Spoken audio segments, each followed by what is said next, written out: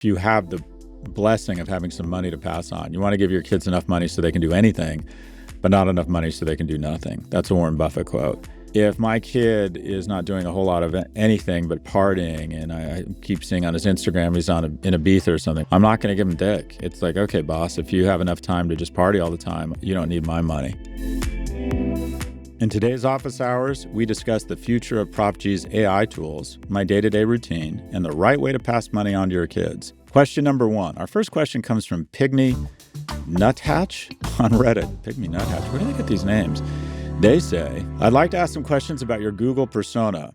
What were the original goals of the project? Do you have any future plans for Prof G AI offerings? The tool or something similar could do a lot of good, though we all understand and respect the reasons you gave for ultimately deciding not to move forward with an expanded launch. Thanks. So just some background here. I have students, and then the best students I asked to be my graduate student instructors. I usually have 4 or 5 because I usually have about 180 students. And I say, you're running the class, I'm just the talent. One of my graduate student instructors went on to go to work for Google about 7-8 years ago. She's been very successful there. And she contacted me about a year ago, crawl a person's information and create a character AI for them such that people can ask them questions. And they were doing some in the health space, some in the business space, and then some in the academic space. And they asked me if I'd be interested. And I said, sure. And there was no commercial agreement, no money involved. But the impetus and the motivation was the following. I get between 20 and 30, that's conservative, outreaches a day from single mothers, from young men, people in the mental health profession, from high school teachers, looking for help, advice, insight, basic questions. Where did you find this piece of information? Here's an idea.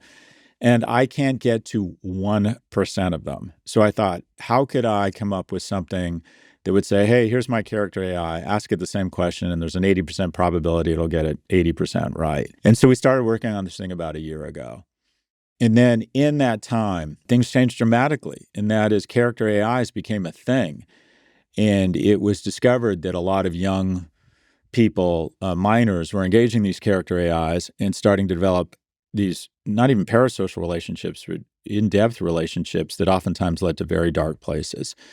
And so when it came out, it was launched, I went on it, and I just was so uncomfortable with the idea of contributing to the sequestration of young men from their parents, their mentors, and their friends. And I thought, if I'm in any way giving a young man an excuse to spend less time pursuing offline relationships, then that is bad, and I don't want to engage in it. So it was up for about 4 hours, and the Twitter philosopher, I think his name's Naval, he said something that struck me. He's actually, I think, a venture capitalist, but I think of him as a philosopher. He said that if you're having trouble making a decision, the answer is usually no. And I was just so uncertain and uneasy about this thing. It had only been up 4 hours. And I felt bad because the good people at Google, and they were good people, I think the world of this woman and my interaction with this team at Google had been nothing but positive. And they'd spent so much time on it. And I just finally, I said, I'm just not fucking comfortable with this thing. And I called them and said, can you take it down? I just don't want to be part of the character AI dilemma right now until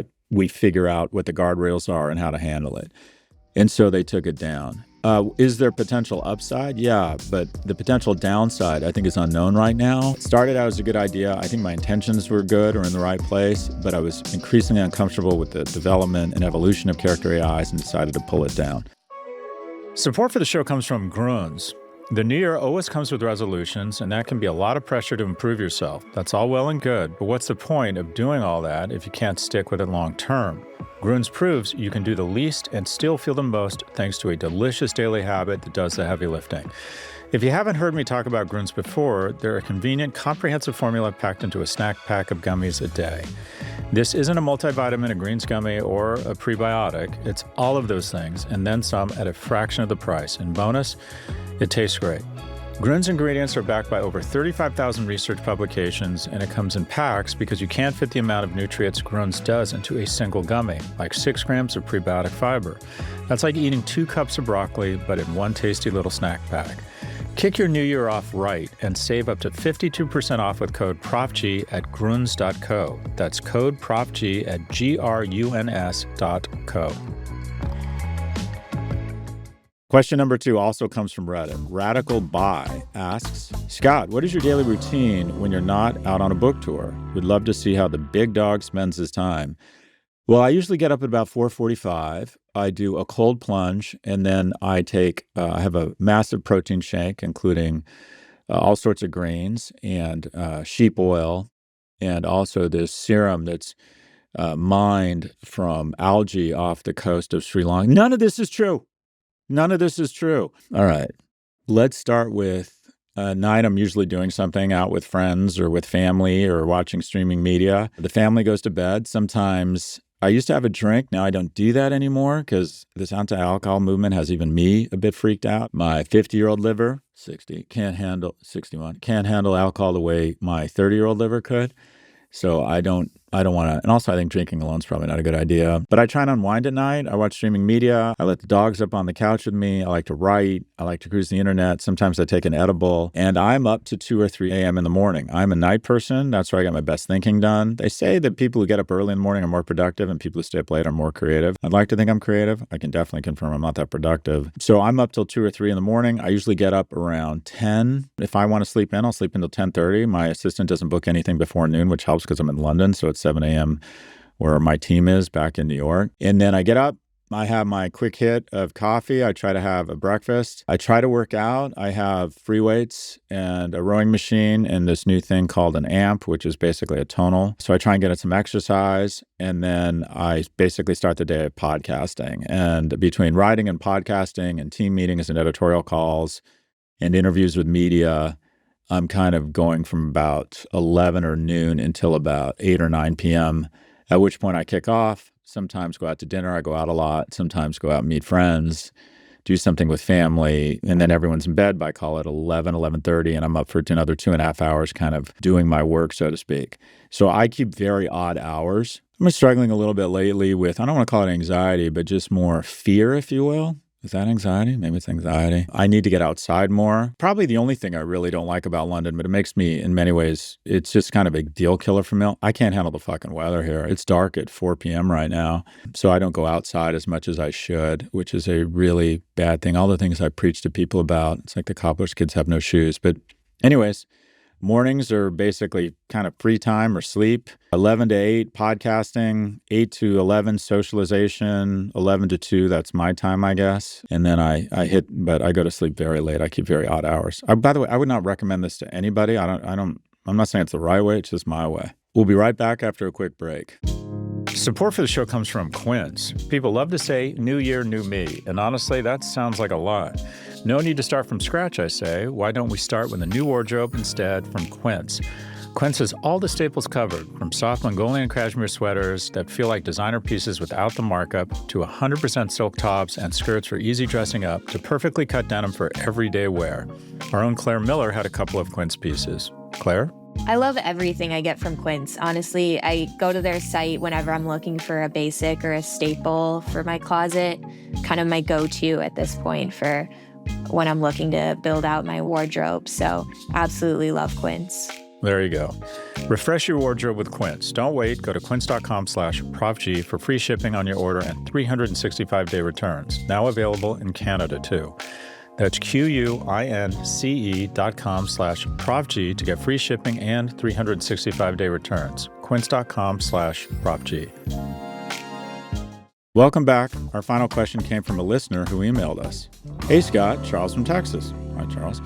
I want your take on my inheritance strategy for my son. Instead of giving him a pile of money when he's 70, when he'll just spend it on knee injections, a firmer mattress, or some dick pills, I want to give him cash when it actually matters. Plan is $25K at 18 so he doesn't start adulthood broke, $100K at 30 so he can buy a house or start a business, and then $1 million at 40. After that, the gravy train stops. Dad retires from being the bank. What pitfalls should I watch for? And feel free to tell me if this whole plan is genius or just financial cosplay. So Fed data shows that U.S. inheritance recipients had a median age of around 49 to 50 at the time they received wealth transfers. And according to the Richmond Fed, at least half of people don't receive their first inheritance until after age 40. I would bet that's going to go up because people are living longer. And what people actually spend on, younger groups tend to spend a larger share on categories including shelter, food away from home, transportation, and education, and overall consumer spending data confirms necessities dominate budgets when they're younger, which is why a lump sum for housing down payment or business seed capital can be more financially productive than inheriting money late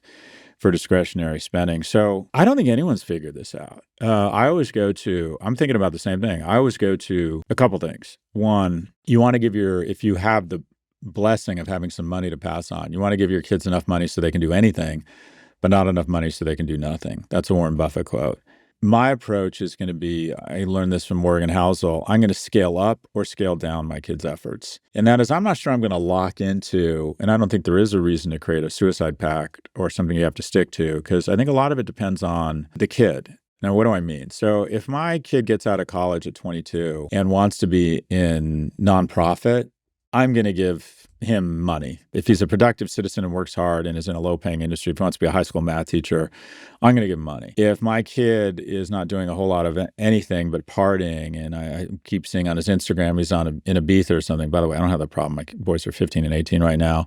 I'm not going to give him dick. It's like, okay, boss, if you have enough time to just party all the time, you don't need my money. When I pass away, that's a whole other thing. I'll probably limit the distribution while they're under the age of 40. Or maybe you put parameters around it. They can use the money for education or a house, a primary residence, but for nothing else. I think about this a lot, and I still haven't figured out what to do. The only pushback I would give is I would not lock yourself in anything. If your kid's a great kid and wants to buy a house and is having a kid, you may want to pull some of that $1 million at 40 forward. But at the same time, if they're just living in your basement and not motivated, I don't think you want to give them any money. But again, I think this is a personal question. It's kind of up to you. I have friends who are wealthy and cut off their kids after college. Just like, that's it, you're done, you're out. And it's my money, not your money. I'm rich, you're not rich.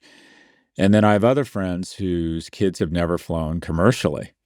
Even when they're adults, they pay for their private air travel. So I would argue the former is probably much better than the latter. I think it's a personal decision. And anyways, long-winded way of saying I don't know. My only advice is not to lock yourself into a construct. That's all for this episode. If you'd like to submit a question, please email a voice recording to officehours@profgmedia.com. That's officehours@profgmedia.com. Or if you prefer to ask on Reddit, just post your question on the Scott Galloway subreddit, and we just might feature it in an upcoming episode.